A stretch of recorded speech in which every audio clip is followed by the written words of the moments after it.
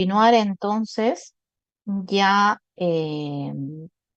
digamos, de acuerdo a lo que hemos estado revisando, que es toda la actividad de agua, y que esto tiene que ver con la conservación, con la conservación de los alimentos. Vamos a entrar en el tema de conservación, ¿ya?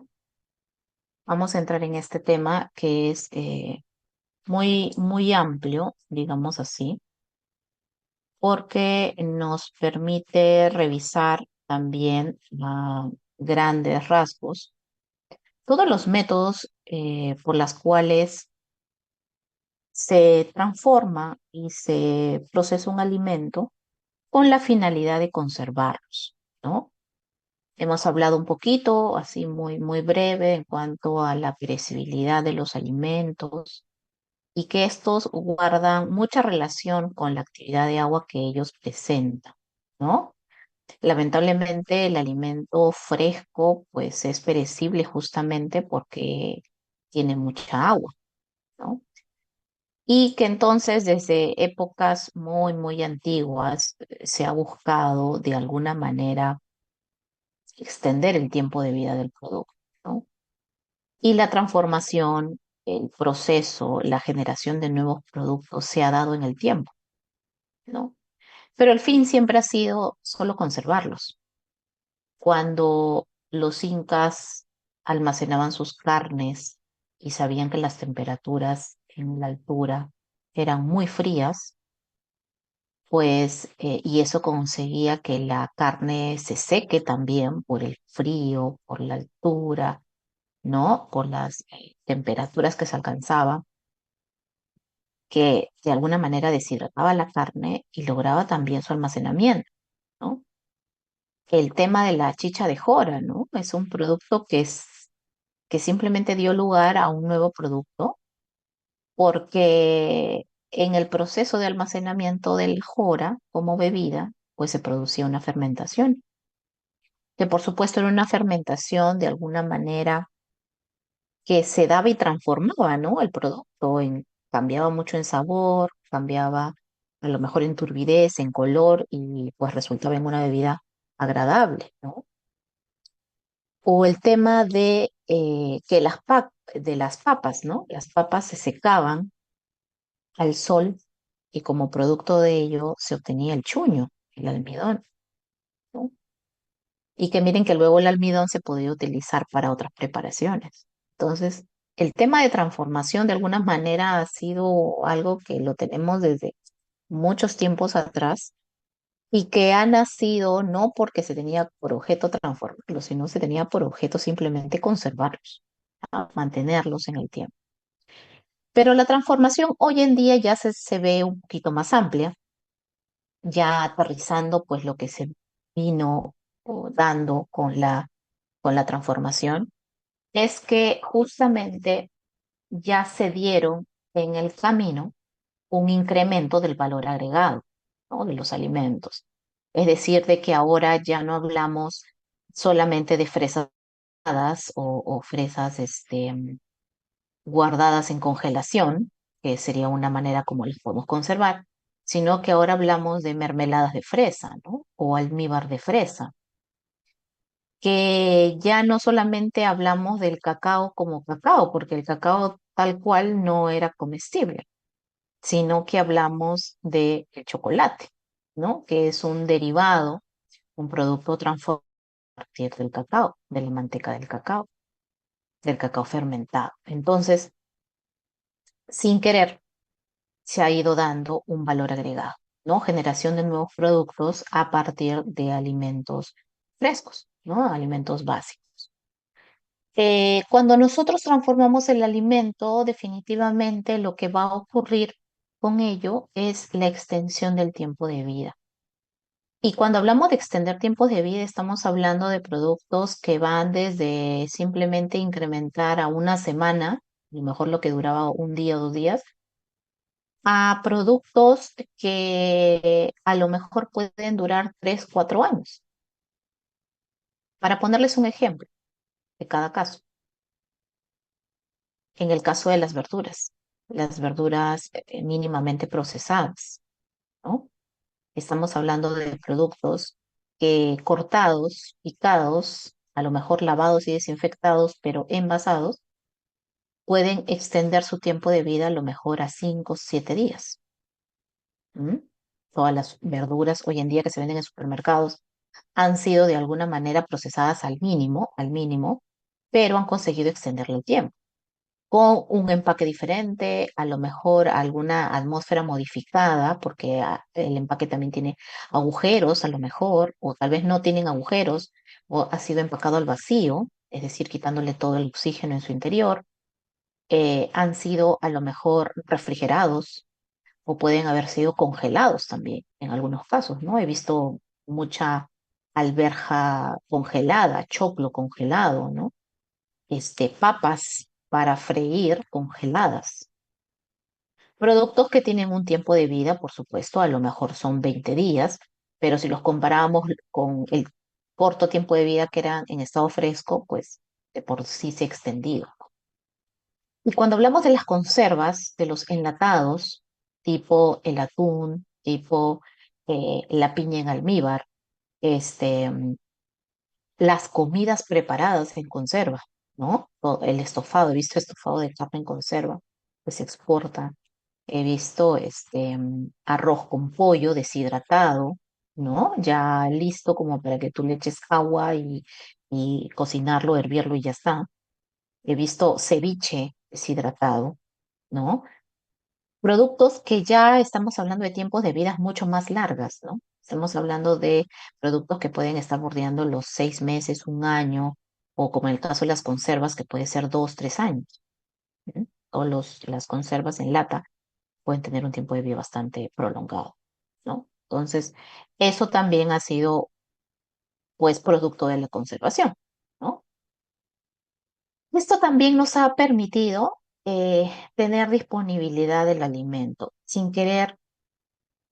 Digo sin querer porque les repito que el tema de transformación no nació queriendo transformar, sino es que se dio en el camino. Pues es que gracias a todo ello es que el producto se puede tener disponible en cualquier estación del año. Nosotros tenemos 4 estaciones, ¿no? El verano, el otoño, el invierno y la primavera. Es muy usual, por ejemplo, en nuestro país tener alimentos que solamente pueden cosecharse más en verano que en invierno. Eso nos lleva a que a veces hay necesidades de producción de ciertos alimentos preparados que no los podemos tener disponibles, por ejemplo, en el mes de julio, porque solamente hay cosecha en enero. Entonces, ya con el tema de transformación, hoy en día lo que solamente se tenía en enero, pues ahora lo tenemos disponible en todo el año, ya sea congelado, empacado al vacío, procesado, mínimamente procesado, pero lo tenemos, ¿no? Entonces, existe de alguna manera una extensión de ese tiempo de vida y con ello la disponibilidad, ¿no? Por ejemplo, los que elaboran helados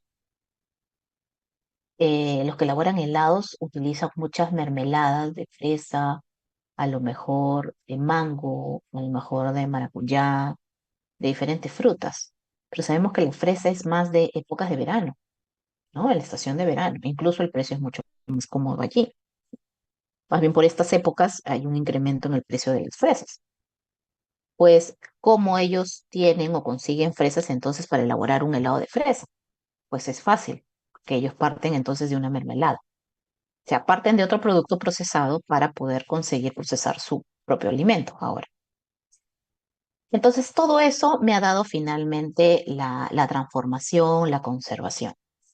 Pues cuando nosotros hablamos de conservar, ciertamente es que existen muchos métodos, ¿ya? De conservación, diversos, que han podido ser clasificados.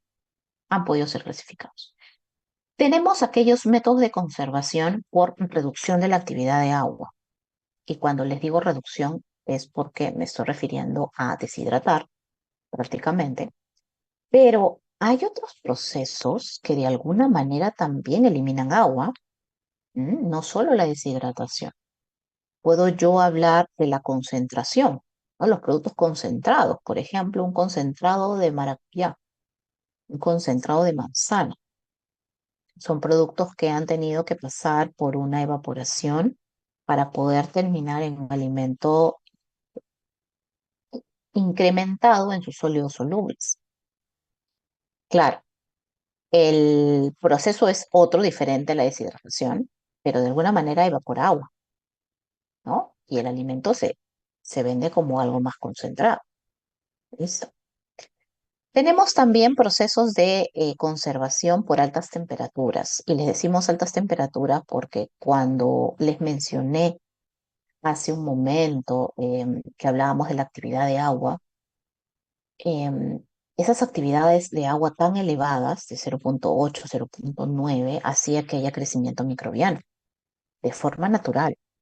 O iba a crecer hongos, levaduras, bacterias, que podrían tener un fuerte daño en la salud de las personas.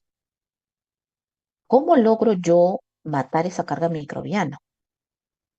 La carga microbiana la puedo eliminar de un alimento, no en su totalidad, nunca se elimina en su totalidad la carga microbiana, porque terminaríamos afectando mucho al producto, al alimento en sí, pero sí podemos disminuirla a un nivel en que no sea dañino.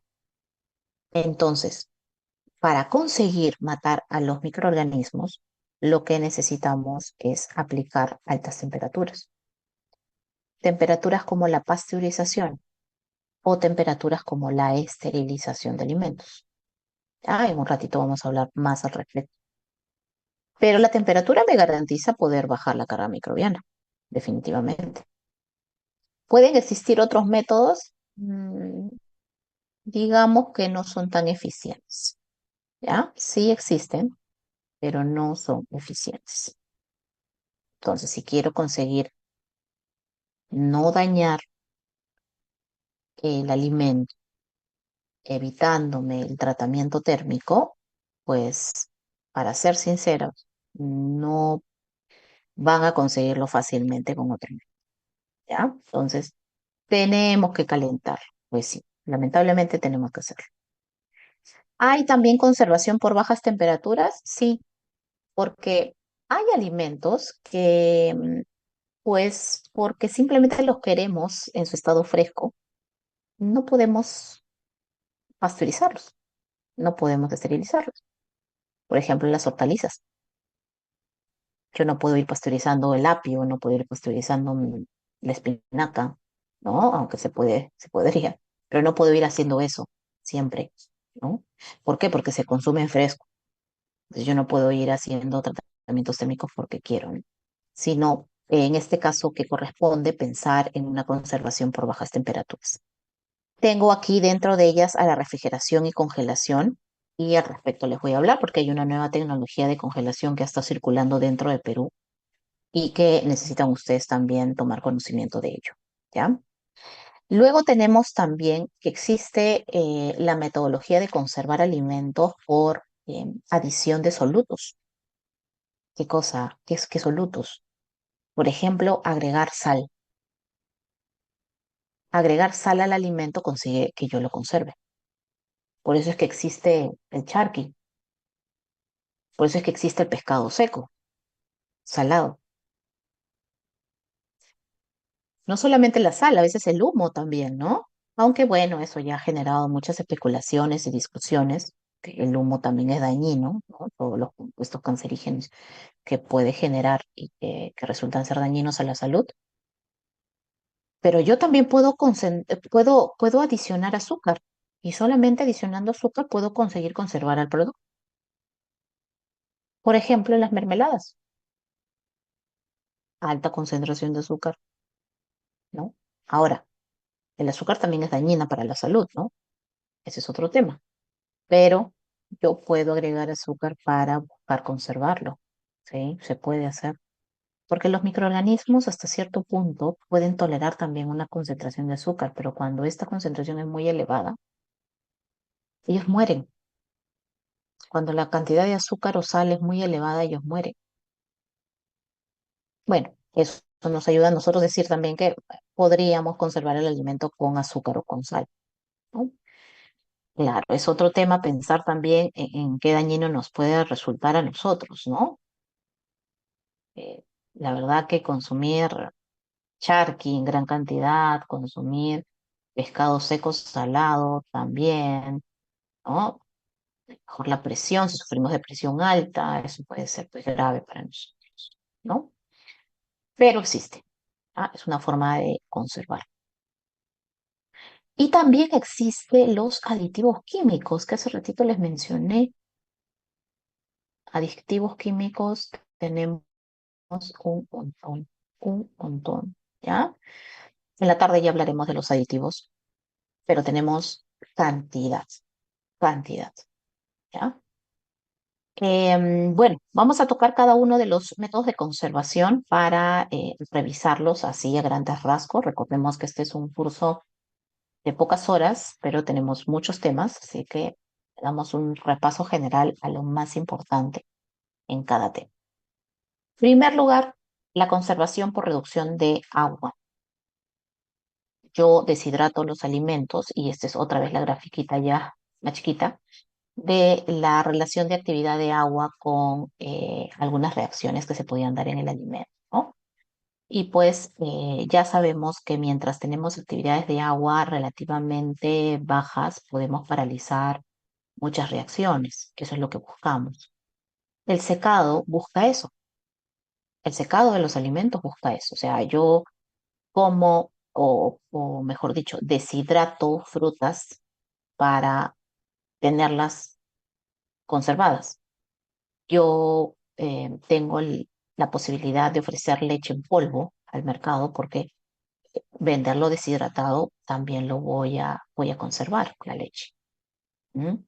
Em, Saco hoy en día snacks de hortalizas deshidratadas o de frutas deshidratadas porque es un snack también más saludable, ¿no? Hoy en día, en vez de consumirte una papita frita seca y crocante como las papitas Lay's, te podrías consumir a lo mejor otro producto similar que sea mucho más saludable, mucho más nutritivo y que está también deshidratado, ¿no? Igual es crocante. No es el mismo producto, por supuesto. O sea, una papita no es lo mismo que una piña, ¿no? O que el higo deshidratado, no es lo mismo que la manzana deshidratada, pero es un snack también, ¿no?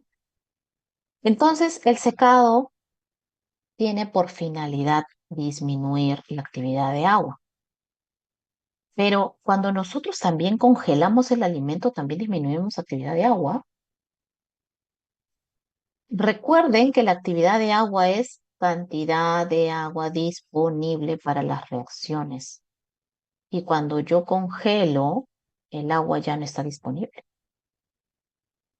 No quiere decir que la haya eliminado, sino que cuando yo congelo, la cantidad de agua va a pasar al estado sólido, ¿cierto? Porque se congela.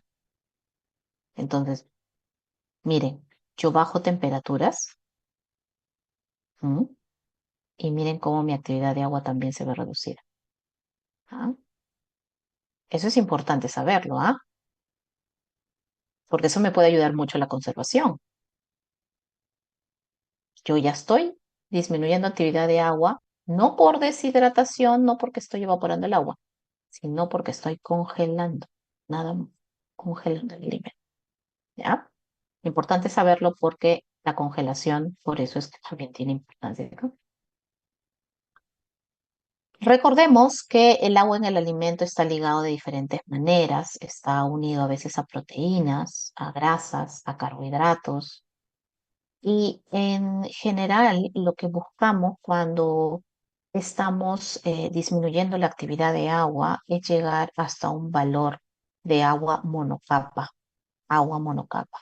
¿Qué significa agua monocapa? Significa alcanzar valores de actividad de agua entre cero hasta 0,2, que recuerden que es una zona uno, ¿ya? Y la zona uno siempre busca tener actividades de agua muy bajitas, muy bajitas.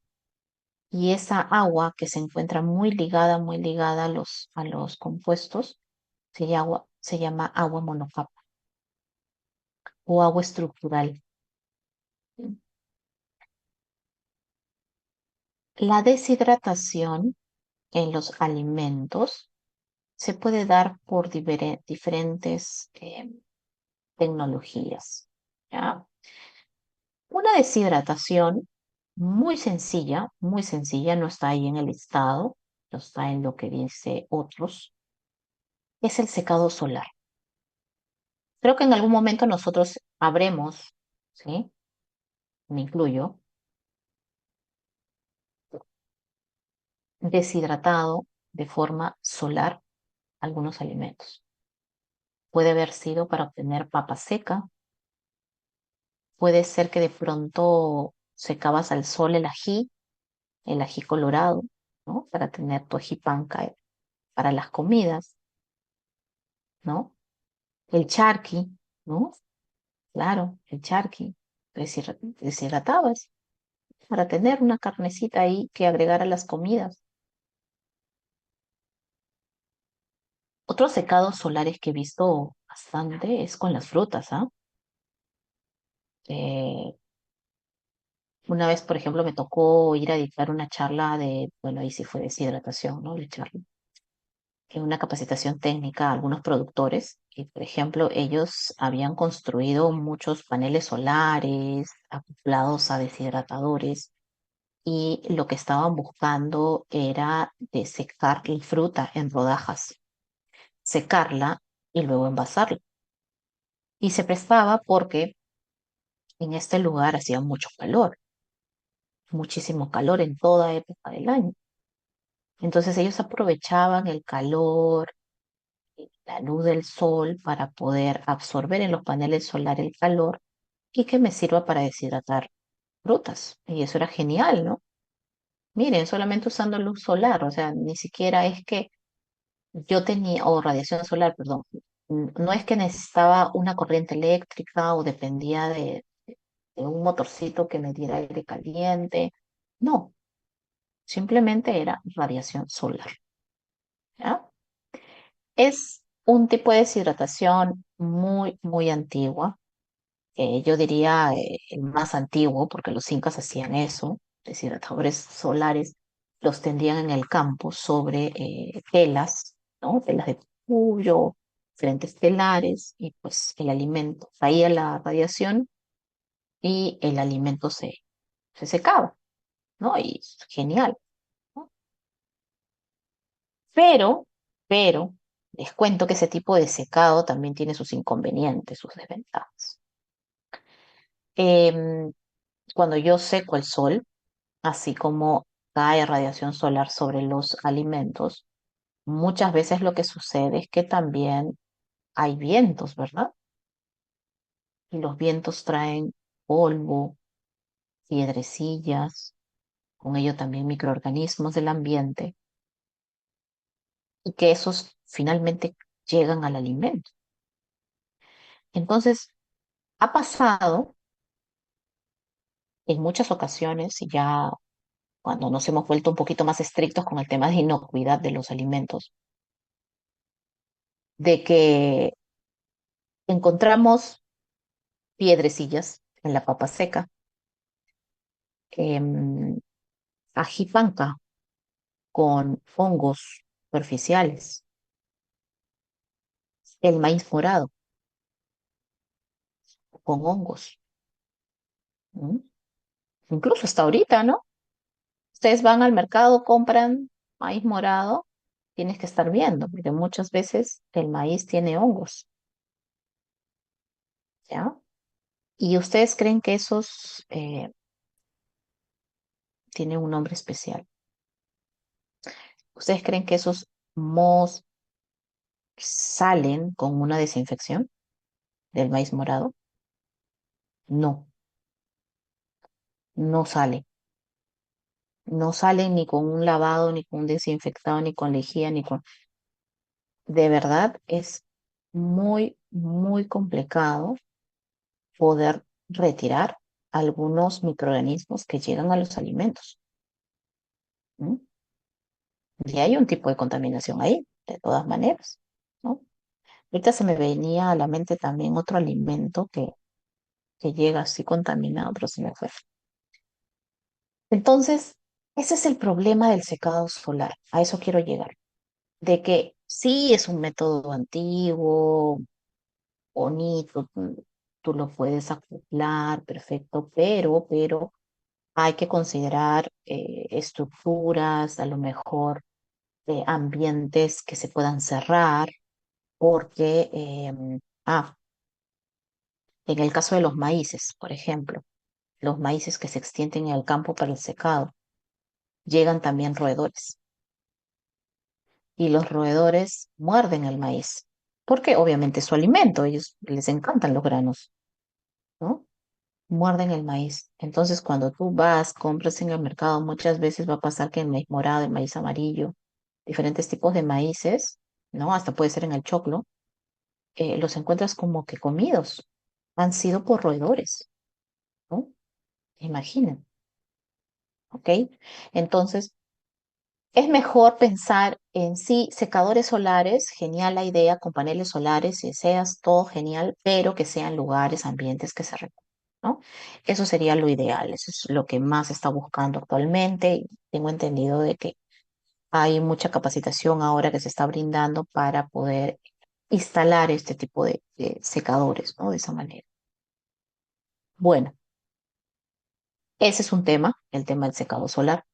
Pero tenemos otros tipos de deshidratadores, ¿no? Otros tipos de deshidratación que quiero acá mencionarles, ¿no?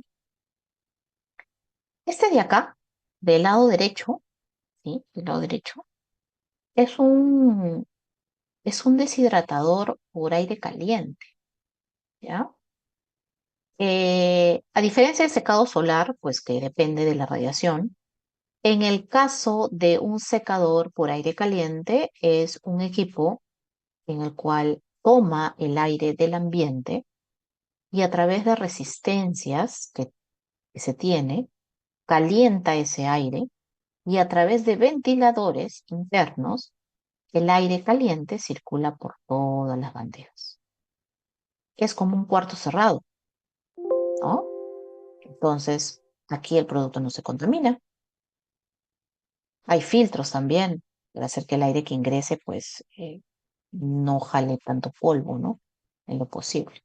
Entonces, el aire se distribuye de forma homogénea, entra a todas las bandejas, yo puedo deshidratar bien el producto e inclusive en este tipo de equipos me permite a mí manejar diferentes temperaturas. O sea, yo puedo cambiar la temperatura de secado, puedo también incluso programar los tiempos de secado. Yo puedo poner solo 10 horas, 5 horas, no sé, dependiendo, ¿no? De lo que yo haya investigado. Entonces, depende de lo que tú necesitas, puedes acondicionar esos secadores, ¿no? Y eso te permite obtener ¿qué cosa? Obtener un producto limpio, un producto que no está contaminado, ¿ya? Eso sería lo ideal, ¿ya? Y no son equipos caros, ¿ah? Por si acaso. Bueno, otro tipo de método de deshidratación, pero yo le diría acá deshidratación indirecta, ¿ya? Es la extrusión.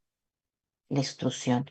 La extrusión es un proceso por el cual, de alguna manera, el producto se cose, ¿sí? Se cose y se expande muchas veces, ¿no? Se gelatiniza también. Para eso se utiliza la extrusión. Este de acá es una gráfica de un extrusor comercial en donde nosotros vemos un motor que da movimiento a los engranajes. Podemos tener extrusores de un solo tornillo sin fin o de dos tornillos sin fin que van ubicados en esta parte central. Tenemos una tolva de alimentación, ¿no? Que es por donde yo agrego un alimento para que sea transformado, expandido y que salga por esta parte de acá, final. ¿Qué es lo que yo coloco para extrusión? Muchas veces son harinas de maíz, puede ser harinas de soya, de trigo, eh, cualquier tipo de cereal, ¿ok? Cualquier tipo de cereal o carbohidrato que me aporte algunos almidones también. Listo. Entonces, yo agrego este tipo de harinas o una formulación especial para un cereal. El eje de acá se calienta. Bueno, en general todo este ambiente interno es bastante caliente, puede alcanzar temperatura de 120, 140 grados centígrados, ¿no? Y gracias al tornillo sin fin, el alimento que ingresa tiene que ingresar con una cierta humedad, que junto con el calor y el amasado que produce el tornillo sin fin, el producto se cose. Entonces la harina de trigo se cose, los almidones en general se cocen, se gelatinizan, es decir, alcanzan una temperatura que produce el desdoblamiento de cadenas de almidón grandes y los reduce de tal forma que eso mejora la digestibilidad del alimento al final. Pero tengo que alcanzar aquí para generar esa digestibilidad, esa gelatinización, temperaturas de 120, 140 muchas veces. ¿M? Mientras el tornillo sin fin amasa, mezcla el producto final a través de una boquilla que yo puedo colocar en la parte final, podría también expandirse, podría salir como un producto inflado. Es por ello que a través de la extrusión yo puedo obtener los famosos chisicos o todos estos, habrán visto a veces unas bolitas de cañigua, cereales en general, ¿ok? Trabajan bajo extrusión. Es así como yo puedo conseguir muchos de los alimentos que hoy en día se tienen, ¿no? Muchos cereales para desayuno. El alimento se deshidrata acá, el alimento es un producto seco, o sea, es extruido, ese chisito, ese cereal es un producto seco, es un producto que debe tener una humedad de 0,2, 0,3. Ya, la próxima clase tenemos que traer muestras de estos cereales para que le puedan hacer ustedes la determinación de la actividad de agua. Van a ver que las humedades pueden ser muy bajitas, ¿no? Porque en el proceso, sin querer ir la temperatura, hace que se evapore el agua. Otro tipo de deshidratador es el atomizador o el más conocido spray dryer, que es un tipo de tecnología también para deshidratar. En estos casos, ¿qué es lo que sucede? Nosotros lo que tenemos es que en este atomizador se produce un secado muy rápido. En el secado solar, pues a lo mejor en 24 horas se seca el producto, tal vez 48 horas, incluso hay secadores solares que 7 días recién se seca todo el producto, ¿no? Que depende de una radiación. En el caso del secador por aire caliente, el que les mostré acá, ¿sí? Normalmente son 10, 12 horas, algunas veces menos, otras veces un poquito más. La extrusión es un secado muy rápido, o sea, puede ser de media hora, una hora, ¿no? Como máximo. Pero en la atomización, yo deshidrato en segundos. Segundos, es muy rápido. ¿Qué es lo que sucede comúnmente en el atomizador? Yo tengo en la parte de arriba una tolva, es una tolva en sí, es como un inyector, ¿sí? Por donde yo coloco una muestra a deshidratar. Pero ojo que la muestra a deshidratar es una muestra líquida, no es una muestra sólida. Yo acá no puedo colocar una harina, no puedo colocar una fruta en rodajas, no. Acá yo tengo que colocar un producto líquido, ¿m? ¿Ya? Entonces si hay un pretratamiento o preacondicionamiento, como le quieran llamar, para que la muestra esté líquida y se pueda agregar por la alimentación, ¿no? Un inyector de alimentación. Por otro lado, también hay un inyector de aire caliente. Ingresa aire caliente a la cámara. ¿Qué temperaturas alcanzamos dentro del atomizador? podemos alcanzar temperaturas hasta de 220 grados centígrados, temperaturas altas, altas. O sea, 220 grados es la temperatura alta. Mínimo 120, 130 grados centígrados. Ese es lo mínimo. Entonces, para resumir, el atomizador es una tecnología de deshidratación que trabaja con temperaturas elevadas. Y hay un flujo de alimentación de mi muestra que quiero secar, pero también hay un flujo de aire caliente que ingresa.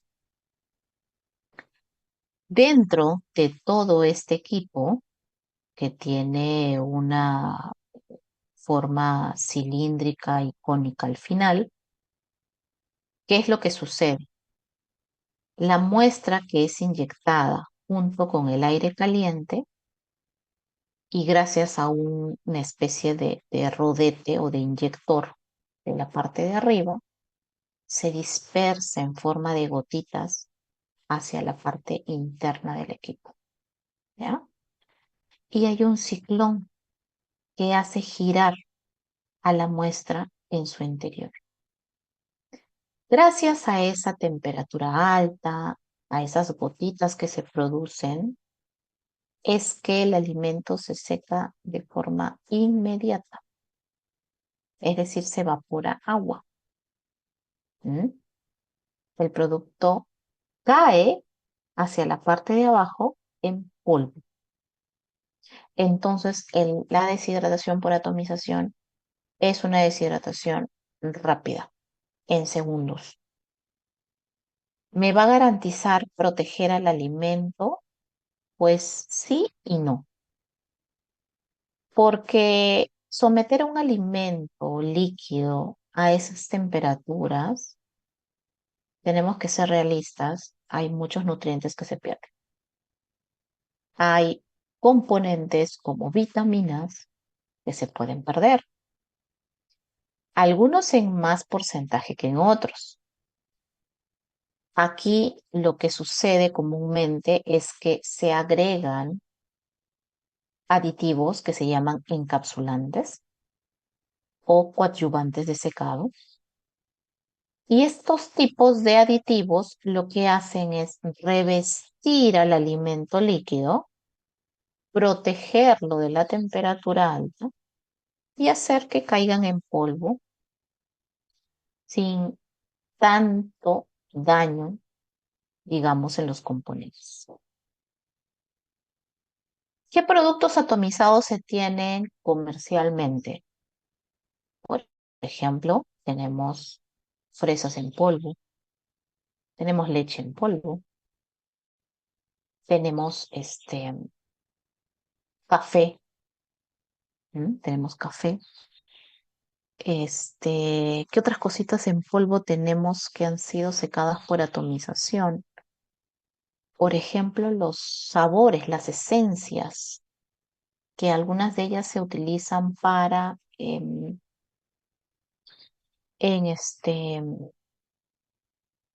para dar sabor a los alimentos. ¿M? Se dan por atomización. Los concentrados proteicos, sí. Algunos aislados proteicos se pueden obtener. Por ejemplo, el huevo en polvo. He visto clara de huevo en polvo, yema de huevo en polvo, ¿no? Para procesos industriales también. Pues se atomiza, ¿no? Porque es una tecnología, no podemos decir barata, pero es una tecnología muy rápida, ¿no? Bastante eficiente. Em, Creo que la gran ventaja que tiene es que es muy rápida, ¿no? Y la gran desventaja que puede tener desde el punto de vista nutricional es que se pueda perder nutrientes. Los coadyuvantes de secado ayudan a que esta pérdida sea mínima, ¿no? Pero igual, pues no estoy sometiendo a temperaturas altas.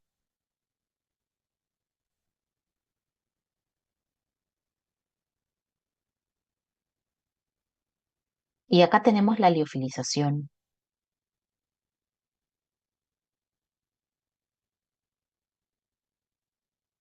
Disculpe, estoy aprovechando que el café todavía está un poquito caliente.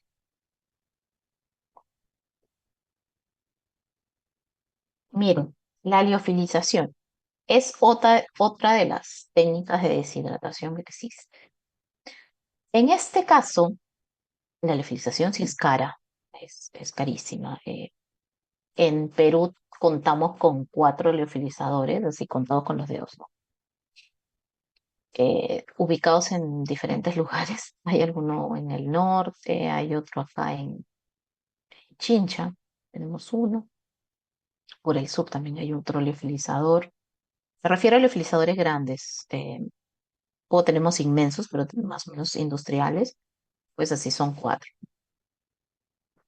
Me han dicho que hay uno en el Callao también, que brinda servicios a terceros. ¿Ok? Liofilizadores de laboratorio sí, sí hay muchos, pues, ¿no? Casi todas las universidades tienen sus liofilizadores. Em, es una técnica cara, es una técnica cara porque consiste en poder alcanzar el punto crítico del agua. ¿M? Pues ya sabemos que el alimento tiene alto contenido en agua, ¿no? Y que tenemos que disminuir esa agua para poder conseguir una actividad de agua muy chiquitita, ¿no? Para hacerlo estar. Em, hay una, hay un estado en la que el agua pasa de lo que está en su estado líquido, como agua, a vapor, ¿sí? Y se conoce como sublimación. ¿M? La sublimación es cuando paso del estado líquido al estado de vapor. ¿Ya? ¿A qué condiciones? Condiciones de presión reducida y condiciones de temperatura reducida. Para ser mucho más clara, la temperatura tiene que encontrarse en congelación. Entonces, en la liofilización ocurren 3 etapas. En la liofilización yo lo que tengo básicamente es una primera congelación del alimento, es decir, alcanzar una congelación de más o menos -30 o -35 grados centígrados. Eso es lo primero que se hace en las liofilizadoras. Y luego que lo tengo en estado de congelación, aplico vacío a mi alimento. ¿M? Aplico un vacío, es decir, debo estar bordeando más o menos los 100 mililitros, ¿no? De presión. Cuando llego a una presión baja, estando en congelación, el alimento se puede empezar a deshidratar. ¿Cuál es la tercera etapa? Porque la primera etapa es congelar. La segunda etapa es reducir la presión. La tercera etapa es empezar a sublimar. La tercera etapa consiste en que tú vas a empezar a incrementar las temperaturas de forma escalonada hasta llegar hasta los 30 grados de preferencia, no más de 30 grados, de forma escalonada, buscando que tú conviertas todo ese hielo que se ha formado como producto de la congelación, y que pueda pasar a una presión reducida a ser vaporizado. Es decir, de lo que está en forma de hielo a una presión reducida, conseguir que se mueva el agua acá,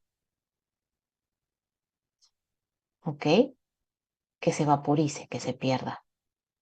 ¿Cómo voy a conseguir esa vaporización? Solamente a una presión baja, a una temperatura baja. ¿Que puedo ir luego aumentando la temperatura? Sí, lo puedes ir aumentando, ¿no? De preferencia no tratemos de llegar a temperaturas altas, sino máximo 30, porque con eso garantizas que el agua igualito se va a evaporar.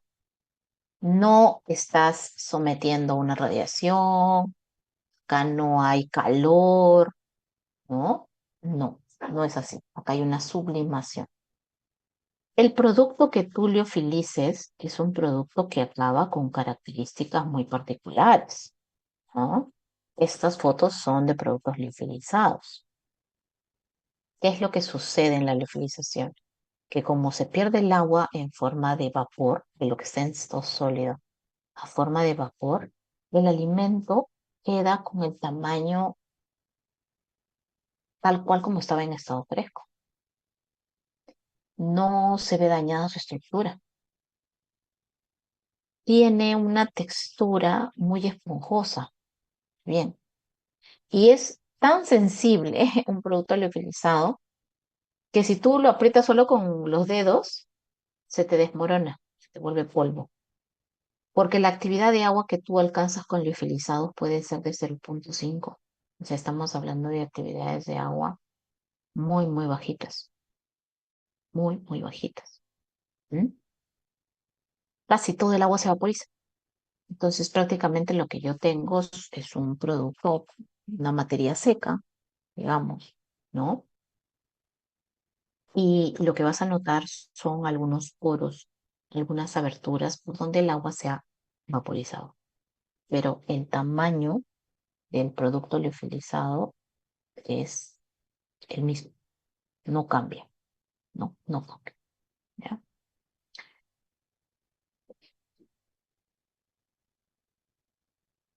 Ahí en deshidratación tienen alguna duda. Les he explicado un poquito del secado de bandejas, del atomizador, extrusión, de la liofilización y bueno, les mencioné del eh, secado sólido.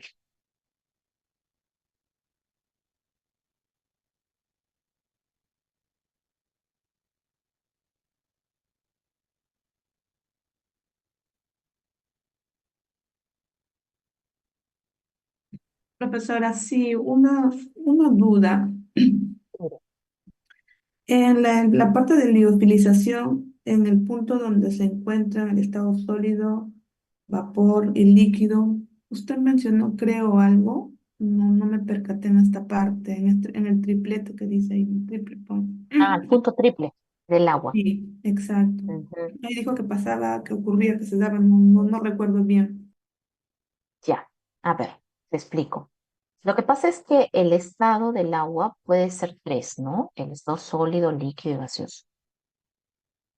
Sin embargo, termodinámicamente yo puedo buscar alcanzar o bajo el punto triple del agua a una condición de presión y temperatura, yo puedo lograr atravesar sin pasar por el estado líquido, puedo lograr pasar del estado sólido al estado gaseoso sin pasar por el estado líquido. ¿Cómo alcanzo ese traspaso? Pues simplemente de lo que está congelado, reduzco la presión y luego con presión reducida empiezo a incrementar la temperatura. O sea, me muevo en esta posición, ¿no? Bajo, congelo el alimento, reduzco la presión y me muevo hacia la parte derecha para generar la sublimación. Pasar del estado sólido al estado gaseoso sin pasar por el estado líquido significa sublimar, ¿no? Y eso es lo que se trabaja en la liofilización. No sé si quedó un poquito más claro, Miriam. Sí, profesora. Gracias. Ok, Profesor, una consulta. sí, ¿Se podría decir entonces también que el proceso de obtención del chuño es lo mismo, pero básicamente a temperatura del clima nada más, ¿verdad? ujú, sí, exactamente. Es lo mismo. Pero claro, no utilizas una liofilizadora, en este caso, pues solamente bajo las condiciones, ¿no? De la presión reducida y que vas incrementando la temperatura, porque acá también máximo subimos hasta 30 grados, 35, no más. Profesora, y también se puede hacer entonces insumos así, por ejemplo, como las frutas utilizando la aplicación para el chuño, porque yo Sí, considero, o sea, porque el chuño en mm, sí tiene mucha fécula, ¿no? Pero hay alimentos que no lo tienen. mm, es decir, obtener como frutas en polvo, algo así. Sí. Sí, exactamente, porque yo lo puedo liofilizar, yo puedo liofilizar las frutas y luego que salen liofilizadas, porque ellas van a mantener su estado así cortado, ¿no? Fresco. em, digamos que tú ya la tendrías listo para hacer una molienda, eso es lo que muchos hacen, ¿no? Lo liofilizan en rodajas y luego hacen una molienda para obtener el producto en polvo. O también podrían colocar a la liofilizadora en su estado pastoso, como en pulpa, ¿no? Yo puedo colocar pulpa y que finalmente el producto quede en polvo, ¿sí? Sí se puede. Ay, muchas gracias, profesor. Ok. Bueno, eso en cuanto a la deshidratación, ¿ya? Ahora hablemos un poco de tratamiento térmico, ¿no? Nosotros tenemos tenemos la opción de poder elevar la temperatura del alimento para conseguir matar la carga microbiana, ¿no? Acá yo les he puesto un dibujito, ya hace tiempo lo utilizo justo para poder entender cómo ocurre con los tratamientos térmicos, ¿no? ¿Qué pasa con los microorganismos cuando hacemos un tratamiento térmico? Pues cuando nosotros tenemos un alimento a temperatura ambiente, los tenemos más o menos en esta zona, ¿no? En esta zona intermedia. Es conocida como una zona de riesgo para cualquier alimento, porque a esas condiciones el microorganismo se multiplica. El microorganismo está como en fiesta, ¿no? Ellos están reproduciendo, están creciendo, no les pasa nada, no les pasa absolutamente nada cuando están a esta temperatura ambiente. Pero ¿qué sucede cuando el alimento, por ejemplo, se refrigera? ¿No? Estamos hablando de temperaturas a lo mejor de 4 grados, 5 grados centígrados, ¿no? Los microorganismos entran a una etapa como de adormecimiento, ¿no? Como que se duermen un poquito, se adormecen. No mueren, no mueren, ellos no mueren en refrigeración, no mueren en congelación tampoco, ¿ah? Simplemente paralizan sus actividades, es como si se echaran a dormir, ¿no? ¿Y qué pasa cuando yo elevo la temperatura por encima de los 65 grados centígrados? Ah, aquí sí puede ocurrir una muerte microbiana. Por supuesto, hay microorganismos que son más sensibles que otros a la temperatura. Y yo tengo bacterias, mohos y levaduras, que a lo mejor más mohos y levaduras, que a partir de los 65 grados centígrados ya empiezan a morir, ¿no? Empiezan a simplemente a una muerte microbiana. Y hay bacterias que más bien son más resistentes, ellas pueden alcanzar los 90, 95, 100 grados centígrados, y ellas no mueren, ¿no? No mueren, inclusive desarrollan esporas. Sus esporas son más resistentes a las temperaturas. Son aquellas incluso que yo necesito subirla hasta 120, 130 grados para que recién mueran, ¿ya? Entonces, eso me lleva a pensar que yo necesito aplicar una temperatura en específico dependiendo del alimento, porque habrán alimentos que pues a lo mejor a 65 grados centígrados y es suficiente matar la carga microbiana, pero habrán otros que porque tienen microorganismos más resistentes, pues tengo que aplicar temperaturas más altas.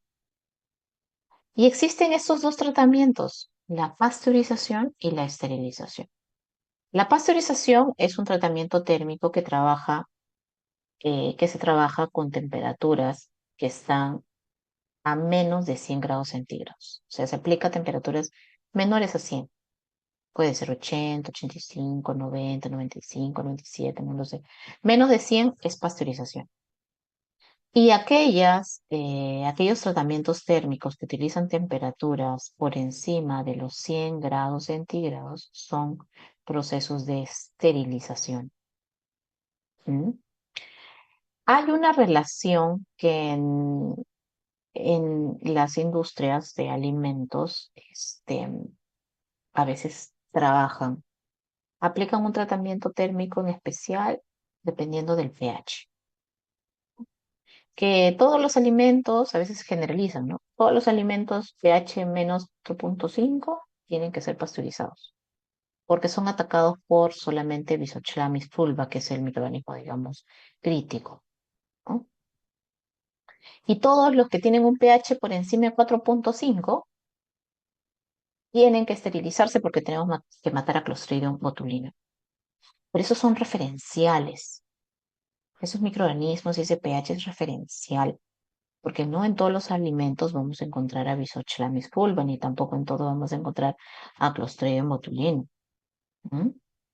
Pero son referenciales, les digo, porque existen también alimentos con pH bajo, por ejemplo, algunas conservas, que no se pasteurizan, sino más bien se esterilizan, ¿ya? Entonces, es relativo, es relativo. Pero lo importante es saber que nosotros tenemos diferentes pasteurizaciones, en el sentido de que puedo usar diferentes combinaciones de temperatura con tiempo para lograr matar carga microbiana. Y que puedo también, en algunos otros momentos, poder estudiar también con ciertas esterilizaciones, combinaciones de temperatura-tiempo para poder esterilizar y matar también microorganismos más resistentes, ¿no? Clostridium es uno de ellos, pero es uno. Hay otros también, ¿no? Entonces, lo importante es saber que yo necesito utilizar temperaturas para poder verdaderamente matar microorganismos. Recuerden en esta grafiquita que una temperatura ambiente los mantiene los microorganismos y hasta se reproducen. Y la refrigeración no las mata, no, nunca las va a matar. La congelación tampoco las mata. Solamente entran como en un estado adormitado, ¿sí? Pero nada más, nada más. Por ahí, por ejemplo, Andrés menciona la desinfección física por acción de altas temperaturas. Sí, mira, que aquí a veces mucho se combina hacer desinfección con temperatura, con agua caliente, ¿no? Y eso es genial porque utilizo la acción del desinfectante para matar microorganismos, pero también utilizo temperatura alta, que es como que un mix, ¿no? Como que junto dos cosas para tener mayor eficacia en matar microorganismos. Y eso es genial, eso es muy bueno, ¿no? Hoy en día sé que hay muchos desinfectantes que pueden apoyarse de eso, usar una temperatura alta con el desinfectante para matar mayor cantidad, ¿no? Eso es muy, muy bueno. ¿Qué es lo que sucede cuando yo esterilizo y pasteurizo los alimentos? ¿Qué pasa con las temperaturas? O sea, ¿cuánto de temperatura alcanzo? ¿No? Y que dentro de esterilización yo tengo a los UHT, es alcanzar una temperatura alta en un corto tiempo, ¿no? Miren, esta es una gráfica muy, ay, se pasó, disculpe. Esta es una gráfica muy interesante. Tengo acá la relación temperatura en el eje y tiempo en el eje. En una pasteurización que es la gráfica en negrito, ¿sí? ¿Qué es lo que nos vamos a dar cuenta? Que es un incremento de temperatura por debajo de 100 grados, ¿ah? Y luego que alcanzo a lo mejor esa temperatura ideal, mantengo un tiempo a esa temperatura, al alimento, para matar la carga microbiana, y luego termino el proceso y empieza un descenso de temperatura, ¿no? Entonces, si nosotros vemos es una subida, una subida, una subida, una subida, mantengo un tiempo y luego desciendo. ¿ok? Más o menos la forma es como un trapecio, ¿ya? ¿Qué es lo que sucede con UHT, que ya son temperaturas de esterilización? Se da igual una forma trapezoidal de aumento de temperatura. Sí, también de la misma manera.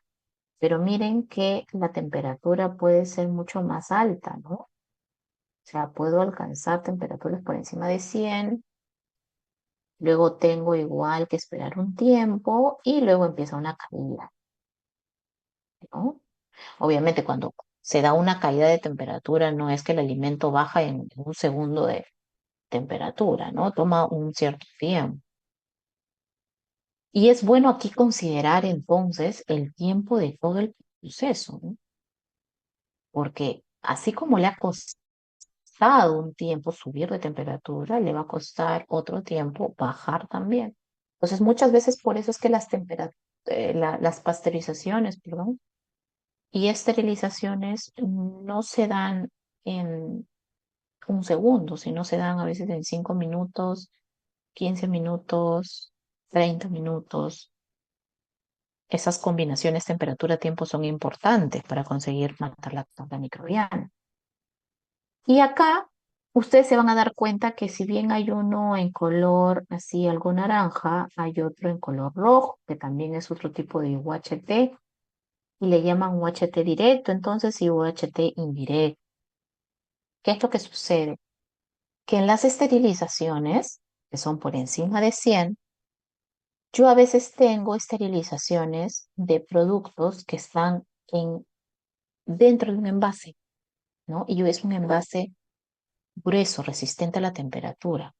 Por ejemplo, las latas, ¿sí? Las latas.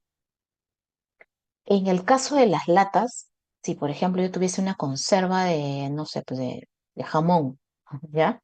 De jamón ahumado en lata, en conserva. Pues recordemos que ese incremento de temperatura, ese tiempo que me va a tomar a mí incrementar la temperatura en la lata, es el tiempo que va a demorar el calor en atravesar ese envase y llegar hasta el punto más frío, que es la parte central del alimento, ¿no?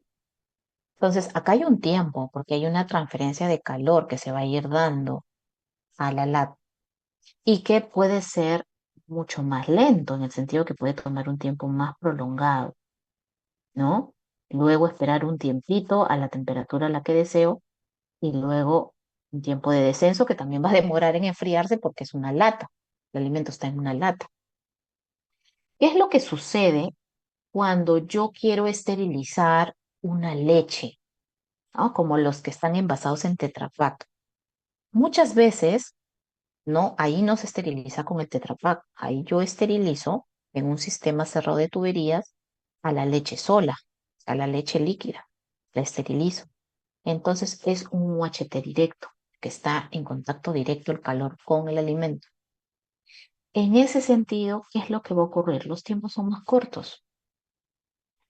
Ya no estoy hablando de tiempos que ha demorado en que atraviese una lata, un envase. No, aquí es más rápido porque el alimento tiene contacto casi directo en las tuberías con los intercambiadores de calor. Entonces, el incremento de temperatura es mucho más rápido. Es efectivo durante cierto tiempo y luego también le digo al equipo, al autoclave, enfríate y empieza el descenso de temperatura o a los intercambiadores de calor. Lo programo para que descienda la temperatura, lo cual lo hace muy rápidamente y luego el enfriamiento ya total, digamos, es más lento. Listo. Se dan cuenta que los tiempos son diferentes, ¿verdad? O sea, los tiempos, digamos, de reducir o pasar un alimento en un HT directo por un HT indirecto son diferentes. Los tiempos que me ha tomado de subir a la temperatura ideal y luego reducir, los tiempos son distintos. Los tiempos son distintos. Y eso va a depender de qué? Del empaque del alimento, del sistema de transferencia de calor que utilizas, a lo mejor de del tipo de equipo que tienes tú para pasteurizar o esterilizar. Va a depender de ello, ¿ok? Entonces tienes diferentes tiempos que hay que considerar en el tratamiento térmico. No igualamos, o sea, no podemos igualar en que todos los tratamientos térmicos son iguales, todos son diferentes. A lo mejor para jugos, para frutas, jugos de tomate, jugos de naranja, jugos de camu camu son diferentes, que si yo quisiera esterilizar a lo mejor una comida en un autoclave o choclos que también se esterilizan, por ejemplo, en autoclave, pero el empaque es diferente porque es un plástico, no es una lata, ¿no? Inclusive el plástico es un plástico especial porque resiste también la temperatura alta. Todo va a depender, la temperatura que tú utilices en combinación con el tiempo va a depender en todo caso del alimento, de la tecnología que utilices para el tratamiento, ¿ya? Bueno, acá solamente para mostrarles un poco de que hay sistemas diferentes de tratamientos térmicos. Por ejemplo, esta de acá es la foto de una marmita con agitación.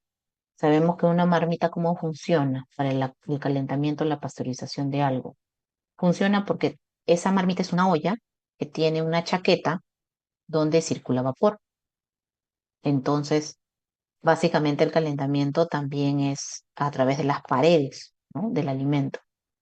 Que es diferente que si yo tuviese, por ejemplo, un pasteurizador con intercambiadores de calor con placas, ¿no? Y que la leche está circulando a través de tuberías y que hay un intercambio de calor para que se produzca la pasteurización de la leche, ¿no? Es diferente que si yo tuviese la leche aquí calentando dentro de una marmita. Entonces, mucho tiene que ver con el equipo que utilizas para el tratamiento térmico, ¿ya? Entonces, eso en cuanto a tratamientos térmicos para conservar. Profesora, Luego, disculpe, sí, sí, sí, una Verónica. consulta. Y en el caso de la irradiación, porque por ejemplo en alguna oportunidad cuando trabajaba en infusiones, filtrantes, la forma de esterilizado lo hacían mediante irradiación. ¿Qué tipo sería ese? Por, no, eso no sé si alta temperatura le corresponde a un tipo de deshidratado, porque no deshidrata en realidad, pero ¿en dónde se clasificaría ese tipo de conservación? Justamente tú has dado en un tipo de conservación que justamente se llama así, conservación por irradiación. Así se llama, porque lo que utilizamos ahí es una radiación, en este caso rayos gamma que están cayendo sobre el alimento, ¿no? Y que nosotros utilizamos este tipo de radiación para poder generar la desinfección. En el caso de los filtrantes, yo entiendo que lo que quieren eliminar a lo mejor son más mohos o algunas bacterias también, ¿no? Resistentes, Clostridium, E. coli, ¿no? Coliformes que pueden estar presentes. No es por temperatura, no es por tratamiento térmico, no, es por irradiación. Pero no te preocupes que igual vamos a ver ese tema porque aquí ya aplica tecnologías de conservación emergentes. La irradiación está dentro de lo que es emergentes. Ok, ¿Ok? gracias, profesora. Ok, Verónica. Igual en un ratito lo vamos a ver. Terminamos con todos estos y empezamos con los emergentes.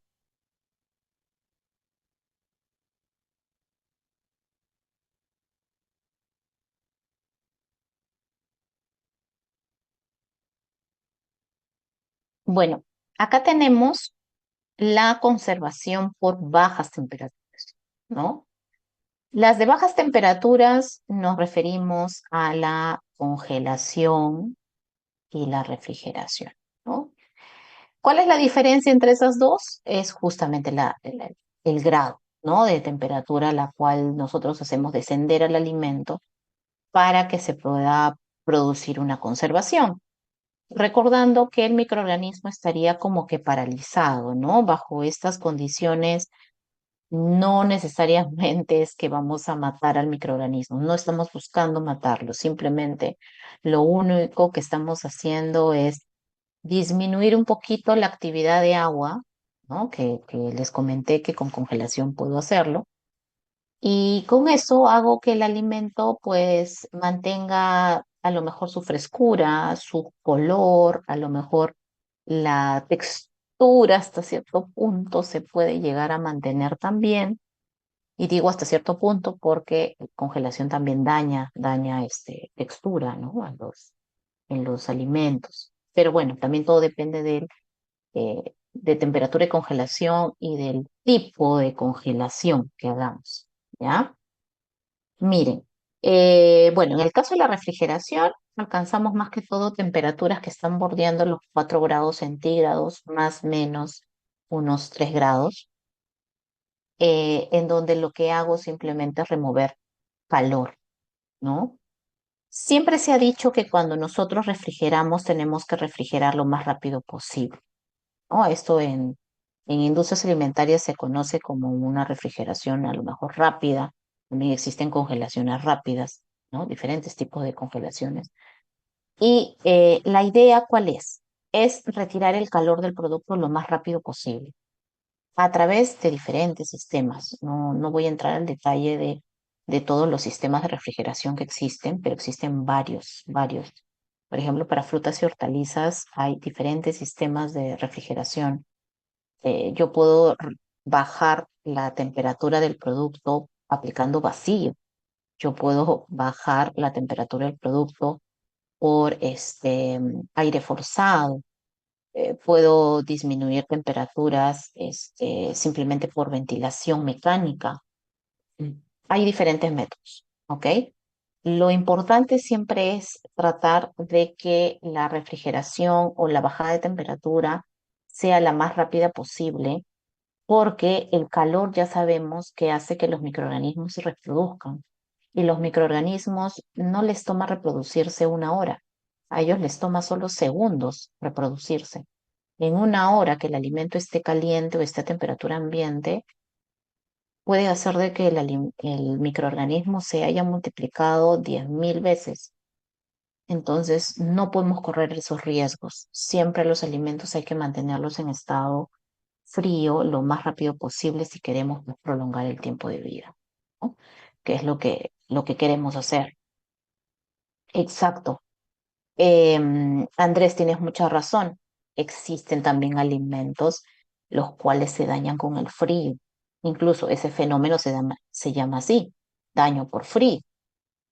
Y el daño por frío no solo se da en congelación, el daño por frío también se da en refrigeración.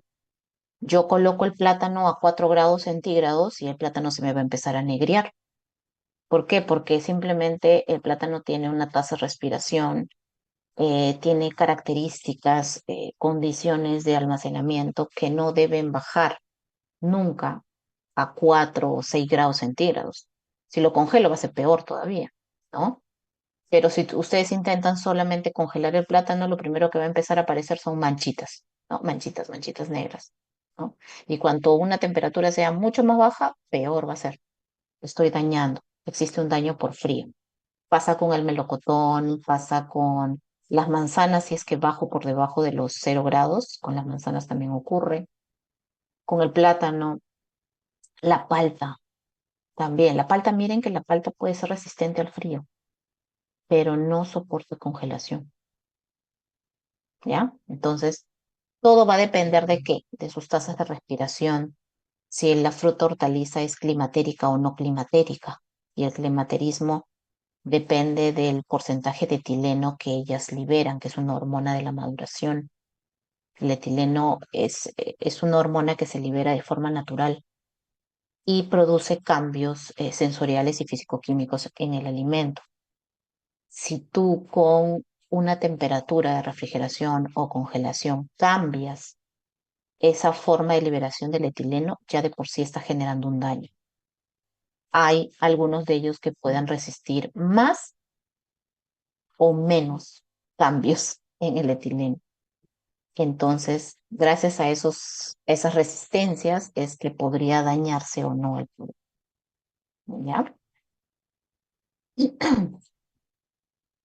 Ahora, los alimentos congelados, sí yo les estaba comentando que yo congelo y reduzco la actividad de agua y eso es genial, ¿no? Perfecto, porque eso va a conseguir que yo ya no piense en que mi alimento va a tener crecimiento en microorganismos. Sin embargo, recordemos que el microorganismo está estático, está como que dormido. Hay un problema en el post-refrigeración o en el post-congelación. Les comento por qué. Porque cuando yo saco el producto de congelación o de refrigeración, también debo hacerlo no de una manera rápida como tal vez lo enfrié o lo congelé, debo hacerlo de una manera lenta. Es por el contrario, yo debo hacerlo de una manera lenta. ¿Qué es lo que sucede cuando tú congelas un producto? El agua forma cristales, ¿verdad? Se produce una cristalización. El hielo internamente cristaliza. Pues les cuento que estos cristales, dependiendo del tipo de congelación que tú hagas, pueden ser cristales grandes o cristales pequeños. La idea es que el cristal no sea grande, porque si el cristal que se forma dentro del alimento es grande, ese cristal va a romper estructuras. ¿Qué estructuras tengo en el alimento internamente? Recordemos que tenemos pectinas, tenemos almidones. En general, muchos carbohidratos se pueden dañar por el crecimiento de los cristales. Y estos almidones, pectinas que existen dentro de un alimento permiten una textura específica en el producto. Si yo permito que estos cristales que se formen sean grandes, pues termino cambiando la textura del alimento. Que cuando yo lo descongele, el alimento va a terminar todo como aguachento, sin forma, se va a desparramar, va a liberar mucho líquido externo. ¿Mm? Entonces es muy común que cuando yo descongele se libere más líquido de mi alimento, sea esta una carne, pollo, sea arándanos, sea fresa. Pasa que cuando yo lo descongele, pues esos cristales que antes se habían formado se vuelvan agua y por ende toda la textura del producto se desmorone, se rompa prácticamente, ¿no? Existe mucha liberación de líquido. ¿Qué es lo que buscamos en congelación? Buscamos que la congelación sea una congelación rápida. ¿Cómo consigo una congelación rápida? Una congelación rápida forma cristales pequeñitos y lo puedo conseguir por muchas formas. La más sencilla es utilizar congeladores con aire forzado, que me garantizan a mí disminuir la temperatura rápidamente, en solamente unos cuantos minutos.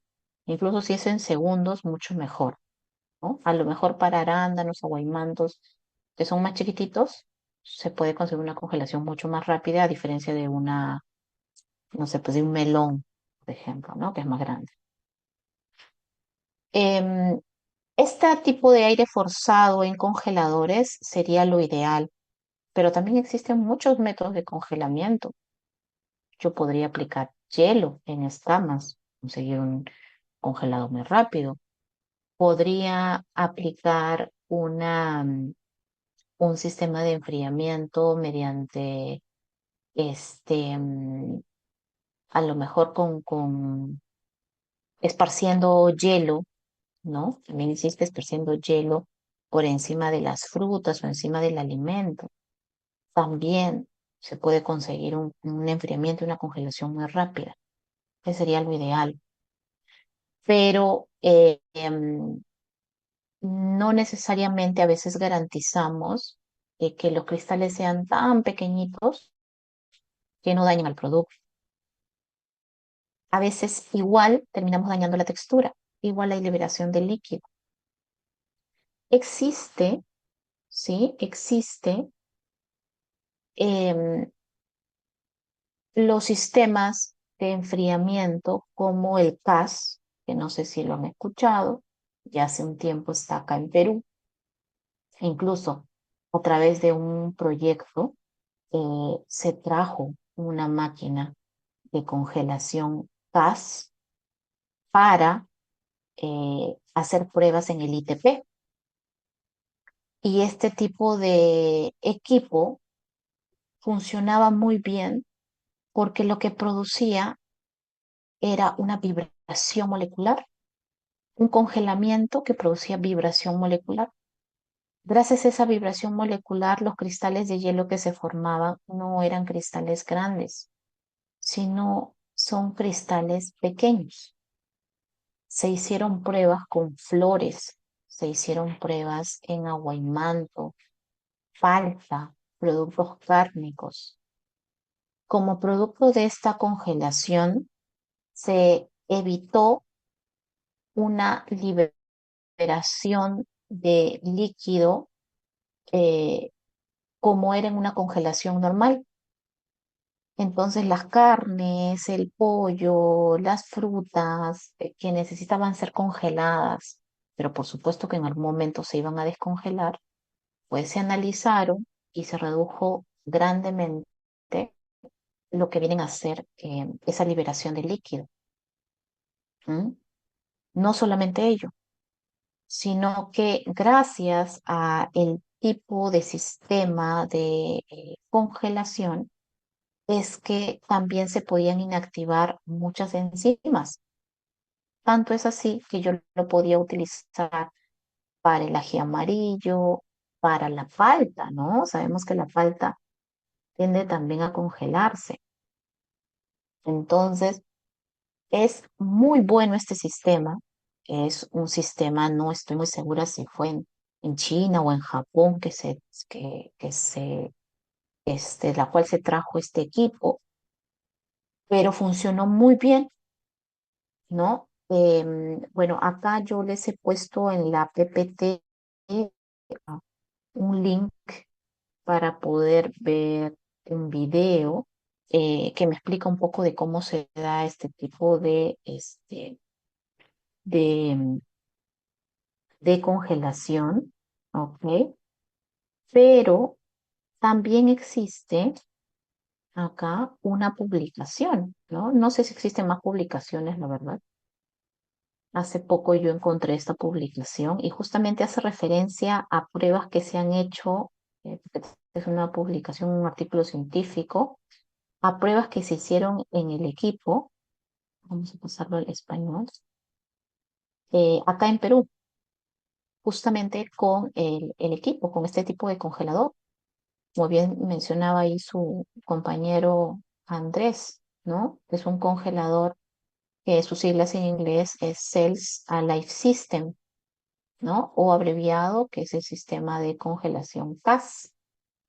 ¿Cómo funciona este tipo de congelación? O sea, ¿qué es lo que produce finalmente la congelación? Miren, es una congelación mediante campos magnéticos oscilantes. ¿Mm? Gracias a estos campos magnéticos, como les repito, es que no permitían que se formen cristales de hielo grandes. Entonces eran cristales muy pequeñitos y eso garantizaba mantener la textura. Acá esta publicación trató, por ejemplo, con mango. Han evaluado el efecto de congelación con el sistema CAS y han evaluado el efecto sobre las características físicas y sensoriales del mango. ¿Ya? No, como le digo, no me he puesto a buscar si hay más publicaciones al respecto, pero yo hace unos años atrás, con algunos docentes de la universidad, trabajamos con aguaimanto y hicimos también algunas pruebas con ají amarillo, entero, entero, congelado bajo este mismo sistema, ¿no? Y verdaderamente observamos que había menos pérdida de agua. No sé si por acá habrá alguna...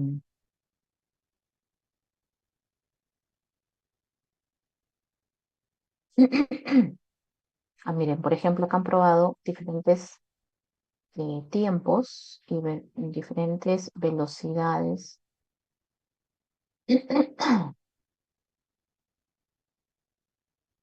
velocidades, dice, por minuto. Velocidades de descenso será. Y con diferentes porcentajes de campos magnéticos, ¿no? Parámetros de congelación. No sé, acá hay algunas figuras.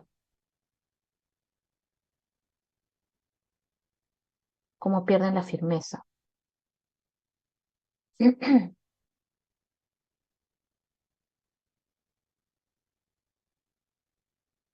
Firmeza del mango, dice, en estado fresco, que son estas de color oscuro. Y en este caso es firmeza congelado y descongelado del producto, ¿no? Te interesa hacer la evaluación congelado y descongelado. O sea, ¿qué tanto pierde la firmeza? Miren, por ejemplo, en un tipo de congelación, a lo mejor con por ciento de campos magnéticos. Hay una gran pérdida de firmeza. Pues, ustedes se pueden ver acá, ¿no? Pero ¿qué pasa cuando aplico, por ejemplo, campos magnéticos en diferentes porcentajes? Tengo que la firmeza inicial a lo mejor era esta, y con 30% hay una disminución de firmeza, ¿sí? Acá también han evaluado diferencia en firmeza y diferencia en firmeza. A lo mejor estos de acá, sería importante tener la tablita, pero a lo mejor aquí puedo notar que la diferencia en firmeza no es tan pronunciada cuando se aplicó el 100% de campos magnéticos, a diferencia de aplicaciones con 30% o con 50%, ¿no? Eso podría deducir un poco de esta gráfica.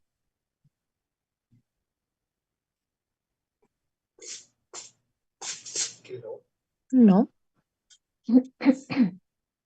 Rosmar, pérdida por goteo también dice acá, ¿no?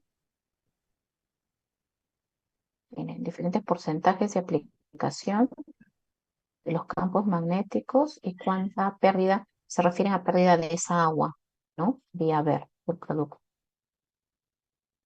Hay menor pérdida, parece, con 30%, ¿no? De campos magnéticos. Exacto, exudado. Creo que esa es la palabra más correcta, Andrés.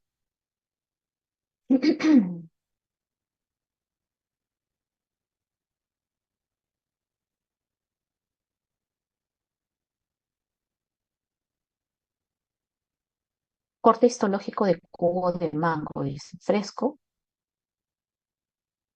para ver a lo mejor el daño en los tejidos, ¿no? Y acá congelado.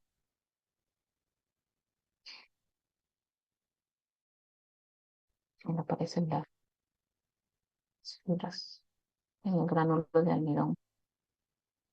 Rotura de pared celular con, la, con el congelado. Bueno, aquí un poquito han querido ver justamente cuál es el daño verdaderamente, ¿no? En las paredes.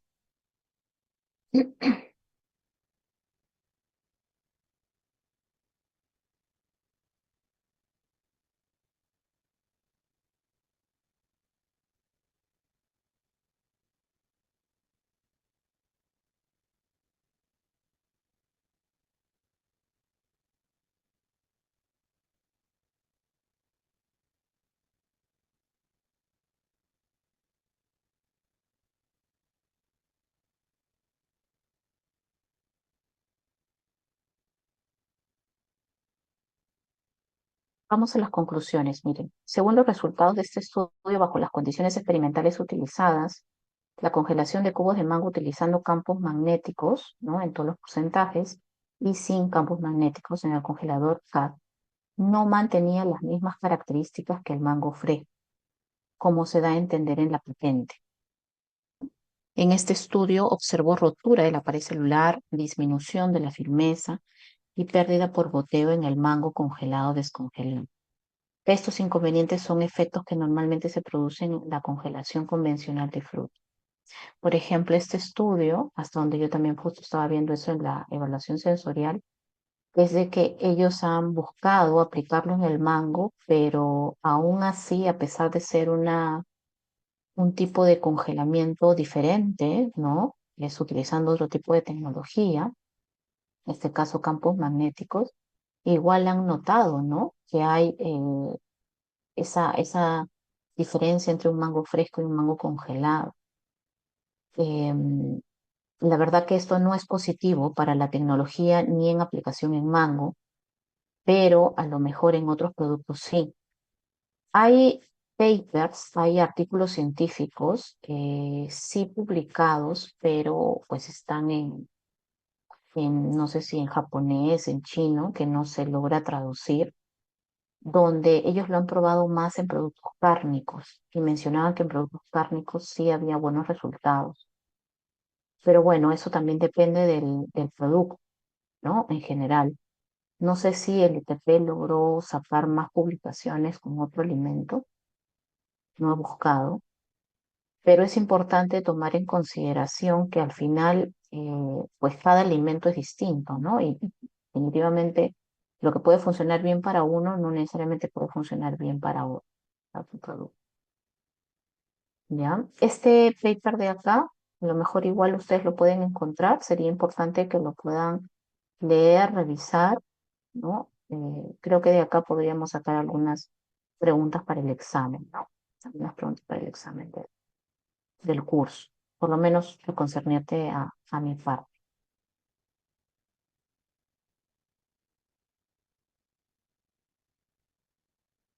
Siempre en estos estudios de congelamiento, de congelación, es importante analizar el efecto que se tiene sobre la estructura y en este exudado que puede eliminar finalmente el producto luego de la descongelación, ¿no? Existen también diferentes tipos de descongelación. Yo recuerdo que en el ITP estábamos evaluando la descongelación por microondas y la estábamos comparando con otros métodos de descongelación, que es una descongelación de simplemente retiro el producto congelado y lo pongo a temperatura ambiente, a diferencia de un descongelado por microondas o a diferencia de aquellos que se descongelan, por ejemplo, por fases, ¿no? Quito del congelador, lo paso a la refrigeradora, el freezer, y luego recién lo retiro a temperatura ambiente. Y dentro de unos resultados que sí se pudieron observar es que cuando nosotros retiramos o hacemos un cambio muy brusco en el producto, un cambio muy brusco de temperatura, producimos mayor exudación que cuando lo hacemos de manera lenta, ¿no? Entonces, eso también es una de las cosas que se estudian justamente en el post-congelamiento, para ver si la tecnología aplicada es la más correcta, el método, el procedimiento de descongelación es el más correcto también, y daña en mayor o en menor medida al producto final o al alimento. ¿Ok? ¿Hasta ahí tienen alguna duda? ¿Alguna pregunta de congelación, refrigeración?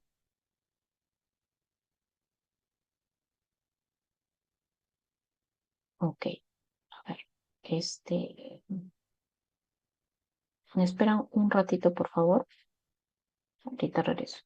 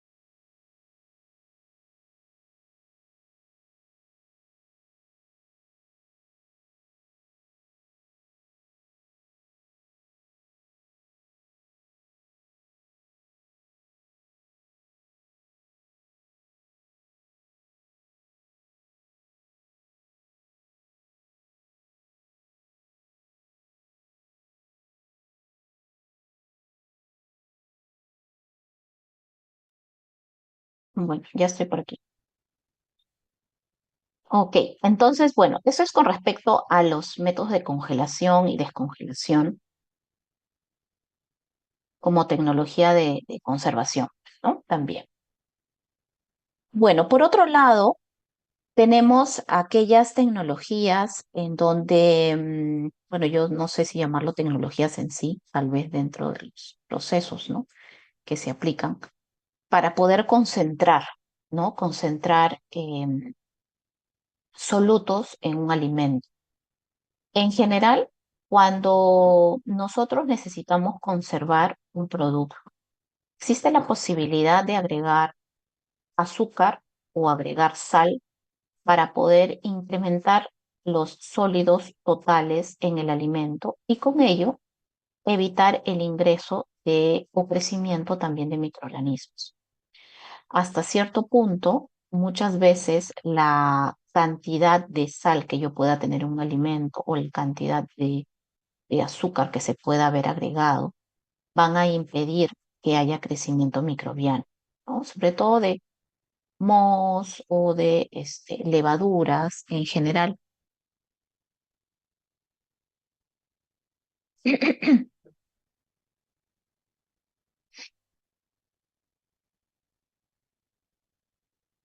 Ahora, dentro de algunos procesos que nosotros podemos mencionar para concentrar solutos, hablamos, por ejemplo, del salado, ¿no? Que se puede dar en algunos productos cárnicos. Pero también a veces hablamos de lo que vienen a ser, por ejemplo, los procesos de concentración, ¿no?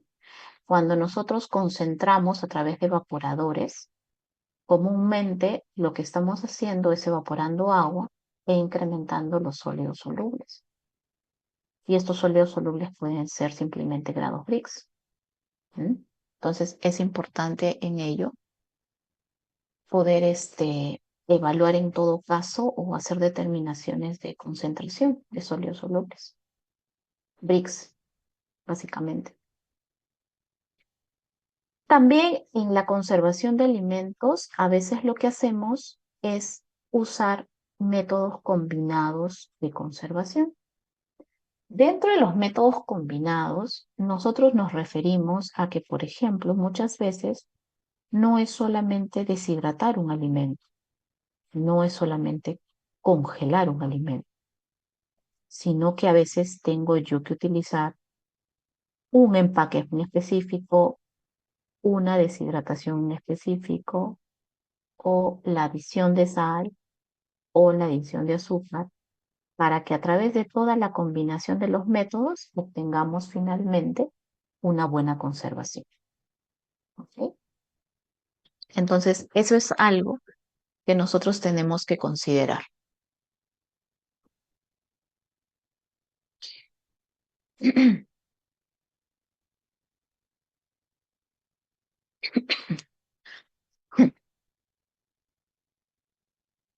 Por ejemplo, en la osmodeshidratación, ¿no? Y acá está como ejemplo.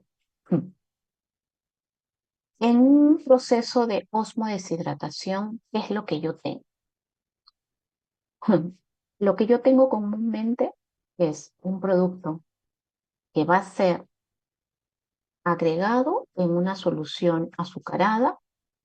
A lo mejor tengo una concentración de sólidos solubles bastante elevado, por decirlo así, 45 grados Brix, 65 grados Brix, en donde va a ingresar esta cantidad de azúcar al alimento y con ello tratar de aumentar los grados Brix del mismo, no solo por un aspecto sensorial, sino como un aspecto de conservación del producto.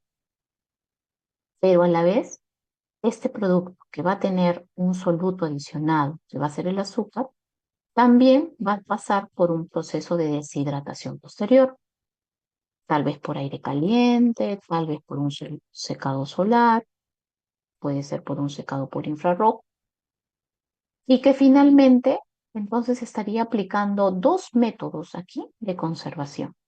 Es decir, no solamente por deshidratación, sino también por adición de una solución azúcar. ¿Ok? Entonces hablamos de métodos combinados. Métodos combinados también puede implicar el que yo utilice otro tipo de tecnologías. ¿Mm? Les mencioné que, por ejemplo, existen tecnologías emergentes. Las tecnologías emergentes son tecnologías que no utilizan, o bueno, en lo posible, ¿no? No totalmente, pero tratan de no utilizar ningún tratamiento térmico. Por el contrario, buscan que las temperaturas a las cuales se procesen los alimentos sean temperaturas bajas. Es decir, puedo estar hablando de si hay calentamientos, pues a lo mejor llegar a temperaturas de 30 grados o a lo mejor 40 grados, ¿ok? Pero no necesariamente es que haya un incremento, por ejemplo, de temperatura como en las pasteurizaciones o en las esterilizaciones. Dentro de estas tecnologías emergentes, yo puedo mencionar hoy por hoy a varias, existen muchas, ¿no? Creo que dentro de las tecnologías emergentes no nos podemos confundir con tecnologías nuevas. Ya, el término emergente no significa que sean nuevas. El término emergente está referido a que no hay uso de temperaturas elevadas. Las tecnologías también pueden ser innovadoras, pueden ser nuevas, pero en ese sentido no necesariamente son emergentes. La que hablamos de la congelación por CAS, por campos magnéticos, por ejemplo, sería una tecnología innovadora, pero no necesariamente es un emergente. La emergente está solamente referida al tema de tratamiento térmico, ¿ya? Tenemos, por ejemplo, las altas presiones. Hoy en día aplicamos altas presiones para poder conservar al alimento. Están elaborando pastas de palta, están elaborando muchos jugos de frutas con altas presiones, productos cárnicos, embutidos, lonjas de cerdo ahumado en empaques especiales. Esta fotito de acá, que ustedes pueden ver en la parte de arriba, en la parte superior derecha, es un equipo de altas presiones, ¿no? ¿Cómo funciona un equipo de altas presiones? Pues en este equipo tenemos como una especie de gavetas, ¿no? Circulares por donde se carga de producto. El producto que tú quieras someter a altas presiones tiene que ser un producto o bien que es empacado en plástico, ¿no? Puede ser el vacío empacado en plástico, puede ser botellas también que puedan resistir altas presiones, pero nunca en vidrio, ¿no? Tampoco en lápiz. Acá solamente es empaque o en plástico o en botellas, que se colocan dentro de estas cabinas o ejes y que van a ingresar a una cámara que se va a hermetizar, se va a cerrar totalmente y se va a llenar de agua.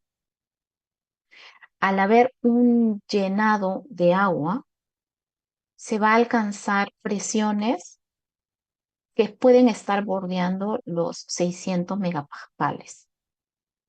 A esas altas presiones, lo que va a ocurrir es rompimiento de todas las células microbianas. Pueden haber bacterias, pueden haber mohos, pueden haber levaduras, pueden haber enzimas también presentes que van a descomponerse, que van a eliminarse con las altas presiones.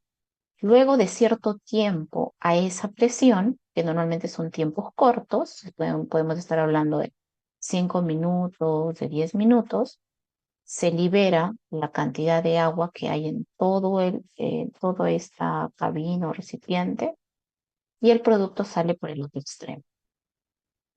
El producto que sale tiene que ser un producto que va no necesariamente a mantenerse en refrigeración, puede mantenerse a temperatura ambiente, pero sería ideal mantenerlo en refrigeración, porque de esa manera se conserva mucho más efectivamente el producto o el alimento, ¿ya?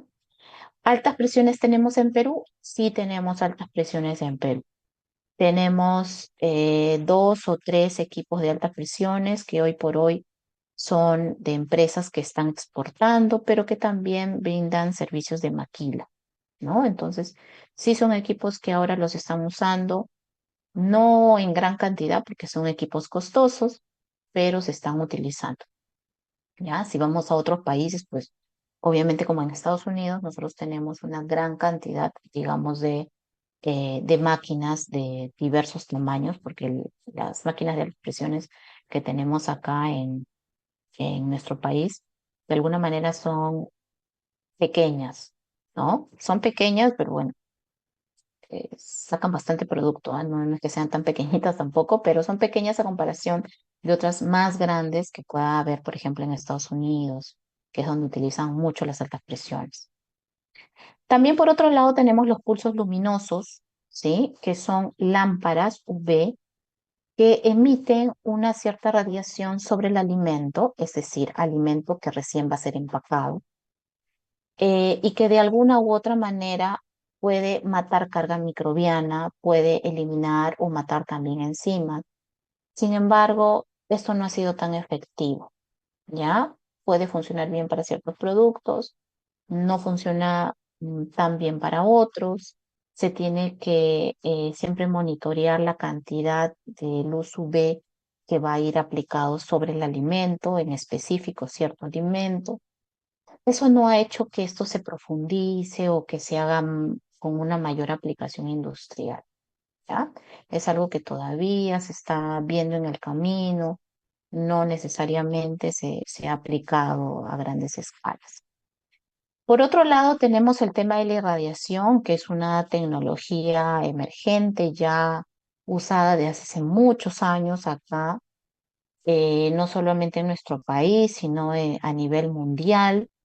Nosotros actualmente tenemos una normativa para alimentos irradiados. ¿Qué es lo que utilizamos? Pues son rayos gamma que van directamente sobre el alimento que tiene que venir envasado, puede ser en bolsas de polietileno la gran mayoría de productos filtrantes, condimentos, colorantes de la industria alimentaria, pues suelen irradiarse. ¿Por qué? Porque es la única tecnología que podría aplicarse para productos secos, para poder eliminar carga microbiana. Ahora, el detalle es de que si, por ejemplo, acá en nuestro país no hay una normativa que te permita utilizar irradiación para productos con mayor contenido de agua. Y por ejemplo, yo digo mayor contenido de agua a alimentos como por ejemplo productos frescos o alimentos como por ejemplo bebidas. Pero si nosotros revisamos normativas internacionales en otros países, sí nos vamos a dar cuenta que hay normativas y sí se está aplicando irradiación en productos frescos.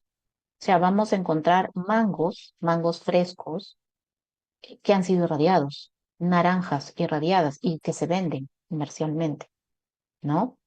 Sobre esto sí hubo mucha discusión hace muchos años acá en Perú, inclusive hubo una especie como de convención para hablar sobre irradiación de alimentos y generó mucha expectativa y discusión al respecto porque se hablaba de que la irradiación cuando cae sobre el alimento pues puede generar radicales libres y estos radicales libres pueden propiciar lo mejor o puede desencadenar algunas enfermedades porque dejan radicales que pueden oxidar fácilmente, ¿no? Y si la persona lo consume, a lo mejor estos radicales serían generadores a lo mejor del cáncer y bueno, hubieron muchas discusiones al respecto. No sé si, no recuerdo la verdad, no sé si eso también hizo que a lo mejor la radiación no creciera mucho en nuestro país. Hoy por hoy solamente se aplica para productos secos. Sé que lo están aplicando también en granos. SENASA brinda ese servicio. SENASA que está frente a la universidad brinda ese servicio, pero solamente en productos secos. ¿Cuánto es la dosis de aplicación de radiación? Es 8 kilogramos. Es lo que están utilizando de acuerdo a la normativa Ellos nos han comentado en sucesivas visitas a SENASA, por ejemplo, yo con otros alumnos de otra maestría,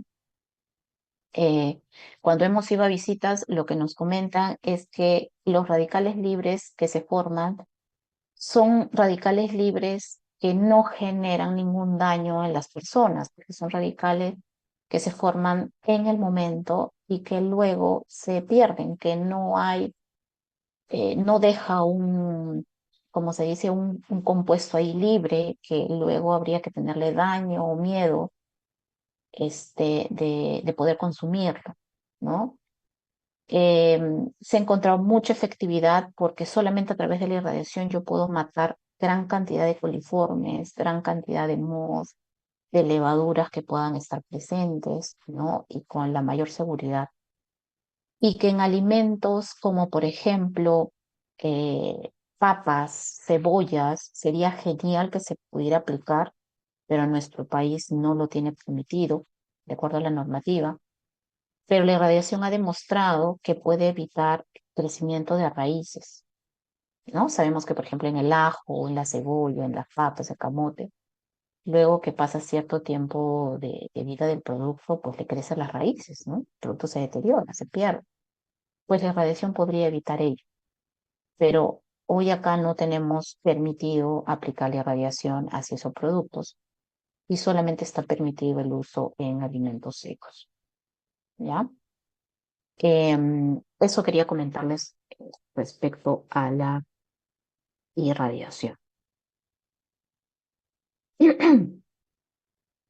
Ah, bueno, ya estoy de aditivos químicos, eso quiero verlo ya con ustedes, ¿no?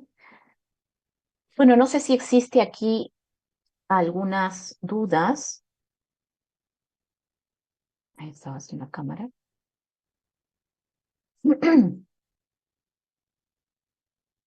Bien, bueno, siendo las 12, yo creo que nos vamos a tomar nuestro receso para poder almorzar, ¿no? Almorzar tranquilamente. Y a la 1 estamos retornando. Les repito, no necesito que se desconecten, pueden mantenerse conectados. Recording stopped. Solamente voy a parar la